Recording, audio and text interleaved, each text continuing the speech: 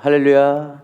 이 새벽 예배 가운데 온라인으로 또는 오프라인으로 하나님 앞에 진정한 마음을 드리며 나아가는 모든 성도님들의 마음 가운데 하나님께서 단비와 같은 은혜를 부어주실 줄 믿습니다. 찰스 콜슨이라는 사람을 아십니까?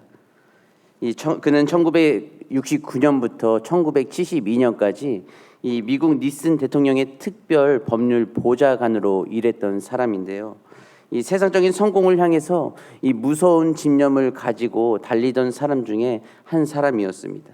이 수단과 방법을 가리지 않고 오직 성공을 위해서 목숨을 걸었고, 그러던 중에 워터게이트 사건이 터졌는데 이 사건은 닉슨 대통령의 측근이 그의 재선을 위해서 이 워싱턴의 워터게이트 빌딩에 있는 민주당 본부에 침입해 이 도청 장치를 설치하려다가 발각되고 체포된 사건이 바로 이 워터게이트 사건이었는데요.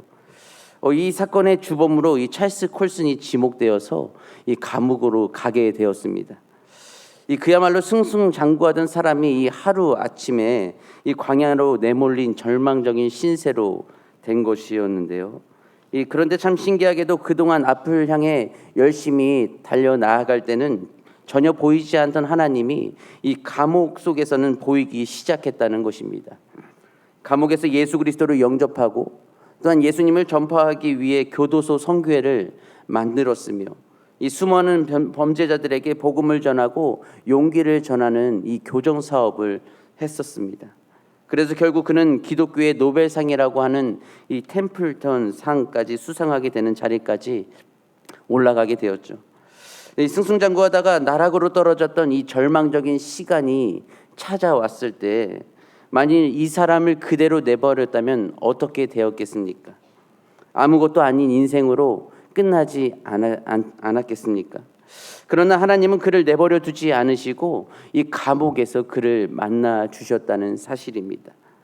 하나님께서는 찰스 콜슨을 사랑하셨기 때문에 그를 광야로 내모셨고 그곳에서 그를 만나 주셨으며 그를 하나님 편에서 가장 가치 있는 사람으로 사용하셨다는 것이 바로 이 찰스 콜슨이라는 사람이었습니다. 누구나 이 광야의 시간은 찾아오는 것 같습니다. 오늘 본문에 등장하는 야곱 또한 마찬가지였습니다. 이 야곱은 에서와 같이 쌍둥이로 태어났죠. 그러나 이 야곱이 늦게 태어났기 때문에 이 아버지께로부터 오는 축복은 이 그의 형 에서의 몫이었습니다. 그런데 야곱은 아버지로부터 받는 축복이 탐나기 시작하자 이 찰스 콜스처럼 이 수단과 방법을 가리지 않고 에서가 받아야 할 축복을 가로챘다고 성경은 말씀하고 있습니다. 그러자 에서는 분노하여 야곱을 죽이려고 했고 결국 야곱은 에서를 피해 지브를 떠나야 하는 신세가 되고야 말았죠. 물론 삼촌 라반의 집을 향하고는 있었지만 다시 이 고향 땅을 밟을 수 있을지, 무사히 삼촌 라반의 집에는 도착할 수 있을지, 삼촌 라반이 반갑게 맞아줄지 또한 아무것도 장담할 수 없고 또한 아무것도 기대할 수 없는 상황에 놓이게 된 것이 이 야곱의 상황이었습니다. 든든하게 서 계시던 부모님도 자신의 몸을 보호해줬던 이 안락한 집도 이제는 다 사라졌습니다. 광야 한복판에 서 있는 야곱에게는 이 혼자라는 공포감과 이 미래에 대한 두려움만 남아있지 않았겠습니까? 혼자서 그곳에서 설 수 있었다는 것은 아마 그 어떠한 희망도 보이지 않는 그 시련 속에 마음이 좌절할 수밖에 없었던 상황이 아마 야곱의 모습이었을 것입니다. 이러한 내용 전지하에 오늘 본문 말씀 10절과 11절 말씀을 함께 읽어보도록 하겠습니다. 10절과 11절 말씀 시작.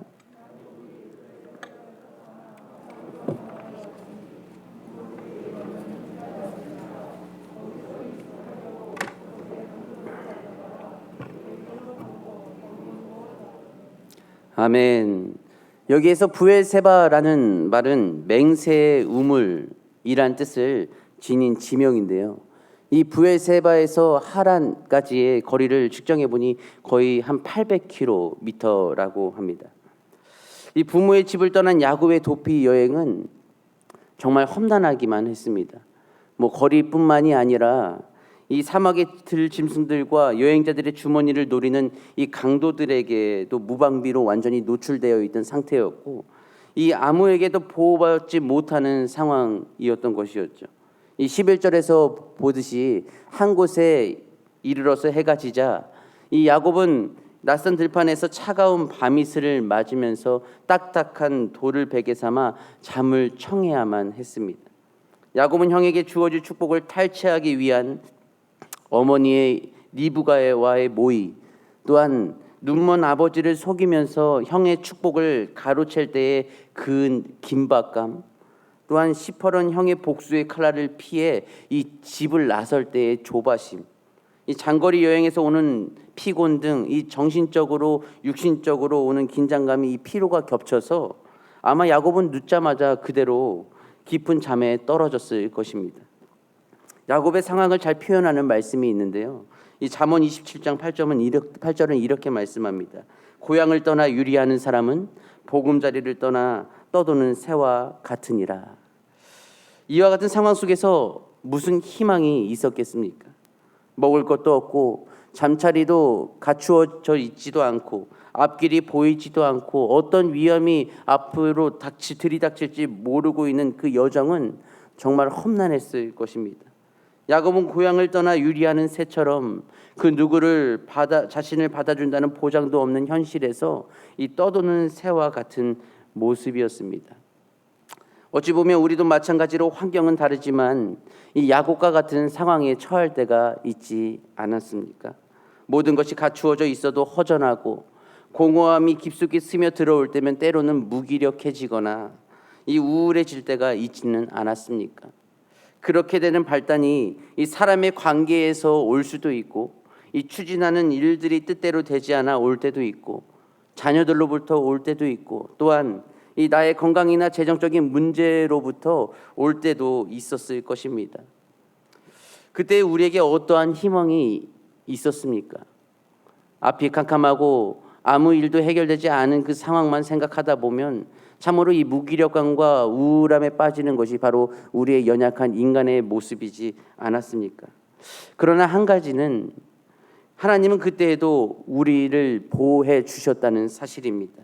주일에 주신 말씀에 이스라엘 백성을 보호하신 것처럼 오늘 말씀에 야곱을 보호하신 것처럼 우리 삶에 보호막을 쳐주셨던 것이 바로 하나님이셨다라는 것입니다. 내 삶의 과정들이 순탄치 않은 것 같아도 그때에도 임마누엘의 하나님은 나보다 앞서서 모든 일들을 이루어 가고 계시다는 것을 믿으시기를 바랍니다. 어제 또한 한 가지 희망을 가지고 보았던 한 가지 뉴스 영상이 있었습니다. 어떠한 일들이 있었습니까? 순수 우리나라의 기술로 누리호를 발사하는 5시에 누리호가 발사되었죠. 근데 제가 그 실시간 방송에 들어갔는데 18만 7천 명이 그 한 뉴스 그 실시간 영상에 사람들이 같이 시청하고 있더라고요. 20분이 지나고 잘 3차 분리까지 모사체 분리까지 잘 되었다는 소식을 듣고 이 채팅창에 이제 막 난리가 나기 시작했는데요. 사람들은 이제 누리호에 대한 기대감이 정말 컸었을 것입니다. 근데 누리호 성공하게 해주세요. 막 이렇게 글이 올라오는 반면에 그들의 희망 또 바라는 일들이 그 안에 막 적혀 올라오더라고요. 그것을 제가 좀 적어봤는데 어떤 사람은 결혼하게 해주세요.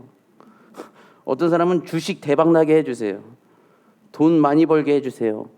또 어떤 학생이었는지 여자친구 생기게 해주세요. 근데 참 은혜로웠던 것은 거기에서 어떤 사람은 나를 돌봐주세요 하나님 이렇게도 이렇게 올리시더라고요. 조국이여 영원하라. 또한 아빠 승진하게 해주세요. 엄마 건강하게 해주세요. 나도 우주 보내주세요. 우리 집 집값 10배로 올려주세요. 뭐 이러면서 여러 가지의 많은 글들이 막 희망하는 말들이 올라오기 시작했는데 저는 그것을 보면서 우리 시대의 현 시점이 바로 이 상황이구나.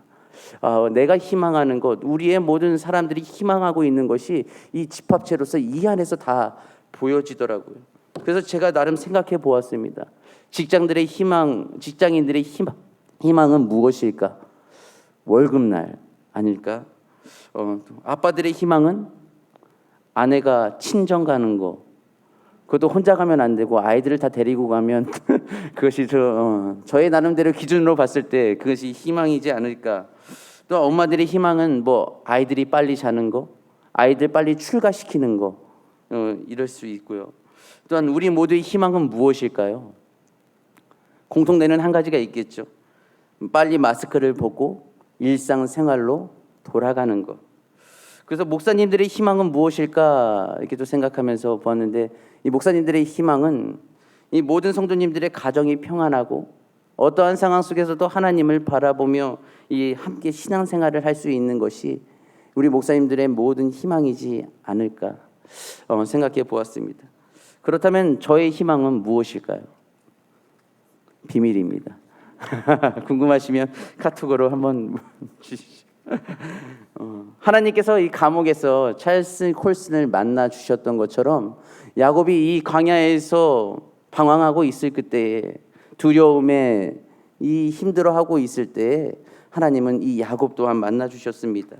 본문 12절 말씀은 이렇게 말씀합니다. 꿈에 본즉 사닥다리가 땅 위에 서 있는데 그 꼭대기가 하늘에 닿았고, 또 본즉 하나님의 사자들이 그 위에서 오르락 내리락 하고. 하나님께서는 이 큰 고통과 고독함, 막막함과 두려움 속에 있는 야곱을 먼저 찾아오셨습니다. 아무것도 기대하고 바랄 수 없던 상황 속에서 그의 마음을 희망차게 하셨습니다. 그 희망은 무엇이었습니까? 그 희망을 다른 말로 우리가 볼 수 있는 것은 바로 하나님의 약속이었습니다. 13절은 이렇게 말씀합니다. 내가 누워있는 땅을 내가 너와 내 자손에게 주겠다. 14절은 말씀합니다. 땅의 모든 족속이 너와 내 자손으로 말미암아 복을 받으리라. 우리 15절 말씀을 함께 읽겠습니다. 시작.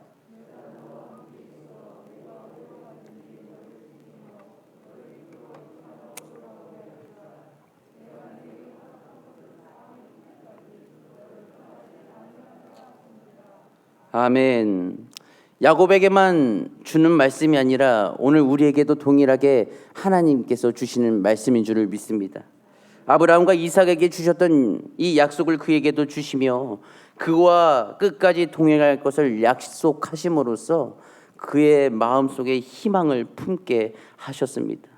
희망이 없던 많은 자들의 얼굴을 보고 그의 삶을 보면 참으로 힘이 빠져 있고 무기력하고 근심에 빠져서 그동안 살아가고자 하는 어떠한 힘도 없이 안타까운 모습으로 삶을 지나가는 모습을 가끔씩 볼 때가 있습니다. 그러나 생기가 있고 그때 삶 가운데 우리 가운데 좋은 일들과 우리가 원하는 일들이 이루어졌을 때에는 이와 반대되는 모습으로 더욱 살고 싶고 더욱 많은 일들을 하고 싶은 모습이 나타날 때가 이 많은 사람들 속에 다르게 나타나는 것을 또한 우리는 발견할 수 있게 되는데요. 오늘날 우리 역시 이 험악한 세상에서 홀로 삶을 개척해 나아가야 하는 외로운 믿음의 길일 수도 있을 것입니다. 희망조차 보이지 않는 현실일 수도 있을 것입니다. 오뚜기처럼 혼자 넘어지고 다시 일어서는 일들이 반복되어지는 삶일 수도 있습니다. 그러나 그때에도 하나님은 우리의 곁에 있다는 것을 믿으시기를 바랍니다. 하나님을 잠시 있는 그 순간에도 우리와 함께 하셔서 인도하실 것이며 그때에도 마음을 두드리시며 그를 바라볼 수 있도록 우리의 시각과 우리의 마음을 그에게 향하도록 인도해 주시는 것이 바로 하나님일 것입니다. 야곱이 광야에서 하나님을 만나고 하나님과의 약속을 통해 희망을 가지고 나아갈 수 있었던 것처럼 저와 모든 성도님들도 하나님의 뜻 안에서 이 약속, 희망을 주셨던 그 약속을 견고히 붙잡고 이 원하는 바를 이루어 가시기를 축복합니다. 우리에게 힘은 없지만 오직 하나님에게는 능력이 있습니다.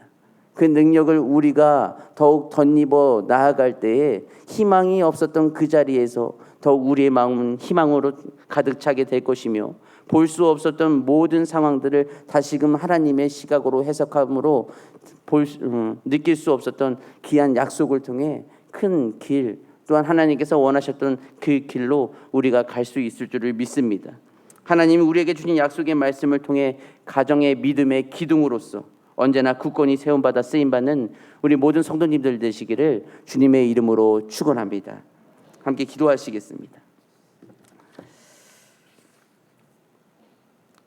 사랑의 하나님 아버지, 척박하고 각박한 이 광야의 땅 위에서 갈 길을 알지 못해 힘들었던 이 야곱의 삶 속에 찾아와 만나 주셨던 주님, 때로는 우리의 삶도 척박하고 힘든 많은 나날이 있을 때 우리를 만나는 주님을 바라보며 오늘도 기도하며 나아갑니다. 부족하고 연약하지만 우리가 이 약속을 위해 따라 삶을 나아갈 때 더욱더 우리의 마음속에 희망을 채워주시고, 앞길이 보이지 않을 때 오직 오늘도 우리를 위해 일하시는 하나님을 생각하며 오직 하나님을 바라보는 삶을 살아갈 수 있도록 함께 동행하여 주시옵소서. 하나님의 영광을 위해 나아갈 때 우리가 마음으로 육체적으로 승리할 줄을 믿습니다. 절대로 좌절하지 않게 하시고 낙담하지 않게 하시고 언제나 승리의 길로 인도하시는 하나님만을 바라보며 흔들리지 않는 믿음으로 서게 하여 주시옵소서. 우리의 모든 마음과 우리의 삶을 주님께서 받아주실 것을 믿사오며 사랑이 많으신 예수님의 이름으로 기도드리옵나이다.